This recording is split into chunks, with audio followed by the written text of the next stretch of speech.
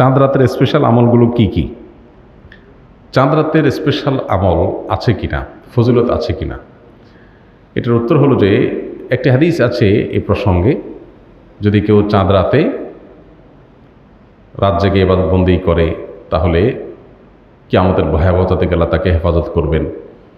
এই হাদিসের সনদ নিয়ে মুহাদ্দিসদের অনেকেরই আপত্তি আছে, অনেকে আপত্তি তুলেছেন এবং অনেক উলামা ইকরাম চাঁদ রাতের আলাদা ইবাদতের কোনো ফজিলতকে অস্বীকার করেছেন, চাঁদ রাতের কোনো আলাদা ফজিলতের কথা বলেননি। আবার অনেক উলামা ইকরাম, বিশেষ করে সালাফ পূর্বসূরি অনেক বড় বড় মুহাদ্দিস, অনেক পূর্বসূরিগণ এই চাঁদ রাতে ইবাদতবন্দি করতেন এবং করাটাকে উৎসাহিত করেছেন বিভিন্নভাবে। কিন্তু হাদিসের আলোকে যদি বলেন তাহলে সেক্ষেত্রে আসলে তেমন কোনো বিশুদ্ধ হাদিস এক্ষেত্রে বর্ণিত হয়নি। যে হাদিস আছে সে হাদিসের সনদের মধ্যে দুর্বলতা আছে। তবে এটা ঠিক যে ঈদের চাঁদ দেখা যাওয়ার পর থেকে তাকবীর পাঠ ঈদুল ফিতরে এটা আমাদের করতে হবে, এটা একটা আমল। আবার ফজর নামাজ আগে আগে উঠে মসজিদে আদায় করা এটা আরেকটা আমল। এই আমলগুলো আমাদের বিশেষভাবে যত্নশীল হইতে হবে। আর এছাড়া তাহাজ্জুদ, ভোর রাতের আমল, এগুলোতে আমরা লক্ষ্য করব। শাওয়াল মাসের একটা বিশেষ দিক, চাঁদ দেখার পর থেকে যে শাওয়াল মাস শুরু হয়ে যায় সেটা হলো যে রমজানে যে আমলগুলো করেছি সেগুলোর ধারা যেন আমাদের অব্যাহত থাকে। রমজানের শেষে শাওয়ালে চাঁদ দেখা গেল আর সব আমল ধাপ করে বন্ধ হয়ে গেল, এটা কোনো ইমানদার সুলভ আচরণ না। বরং আমল সাধ্য অনুযায়ী, রমজানে হয়তো পরিমাণ অনেক বেশি করেছেন, এখন অল্প করেন, কিন্তু কন্টিনিউয়াসলি সেটা ধরে রাখার চেষ্টা করতে হবে। ওযু করার সময় কি কি দোয়া পড়তে হয়? ওযুর শুরুতে বিসমিল্লাহ পড়তে হয়। বিসমিল্লাহ বলে আমরা ওযু শুরু করে দেব।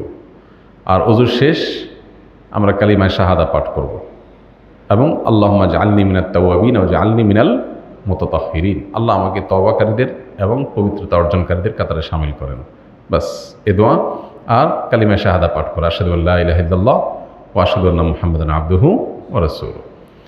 এর বাইরে প্রত্যেক অঙ্গ ধোয়ার জন্য আলাদা আলাদা বিভিন্ন দোয়া, অনেক বই পুস্তক আছে, এগুলো সবই ভিত্তিহীন, এগুলোর কোনো ভিত্তি নেই। হাত ধোয়ার দোয়া, মুখ ধোয়ার দোয়া, কুলি করার দোয়া, নাকে পানি দেওয়ার দোয়া আলাদা আলাদা, এরকম কোনো বিশুদ্ধ হাদিসে বর্ণিত হয়নি। তাহলে শুরু হবে বিসমিল্লাহ দিয়ে, শেষ হবে কালিমায়ে শাহাদা এবং আল্লাহুম্মা জাআলনি মিনাত তাওয়াবিন ওয়া জাআলনি মিনাল মুতাতাহহিরিন দিয়ে। বাস। মাগরিবের ফরজ নামাজ শেষ রাকাত পেলে বাকি নামাজ কিভাবে পড়ব? মাগরিবের ফরজ নামাজ যদি আপনি শেষ রাকাত পান তাহলে সেক্ষেত্রে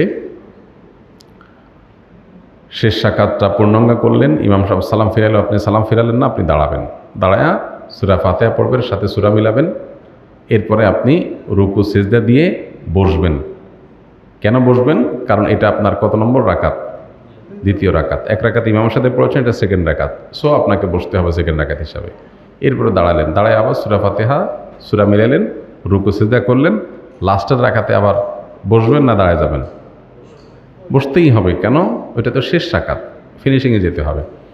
বসে আত্মায়াত দুরূদ পড়ে দোয়া মুসরা পড়ে সালাম ফিরাবো। তাহলে মাগরিবের নামাজ যদি কেউ লাস্টের রাকাত পায় তাহলে তার বৈঠক কয়টা হবে?